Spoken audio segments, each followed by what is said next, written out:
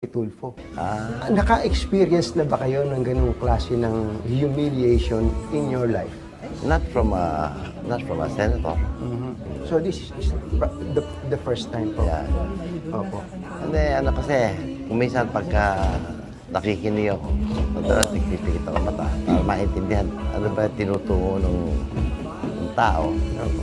Eh, akala niya tutulog ako. Just for the record, nung oras po ba na yun, pumikit kayo? Oo. Opo. Opo. Pero nakakatulog ba kayo? Hindi. Hindi po. Hindi po. Nakikinig ako. Opo.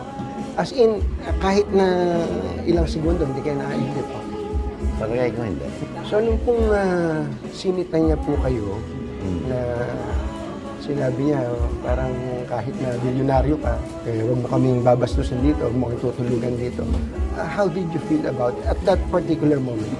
I felt, hindi tama yung comment. Nagkukonklud ka agad siya na hindi ko pinapansin yung hearing, which is the reverse of the actuality. Eh, kaya nga kayo nandun. Siguro, iba motive siguro nila. Maging sikat sa bayan, sikat sa tao. Ewan ko, hindi ko alam. Yung nakapanood po nun, at pati na rin yung mga kabaro nyo sa hanap buhay, eh, tumayo to your defense. Ano ang naramdaman niyo? Masarap pala pag marami kang kaibigan. Eh, siguro, yung nakakakilala sa akin, siguro feeling nila, hindi naman ako nang babastos ng tao. Na ganun talaga ang mannerism ko.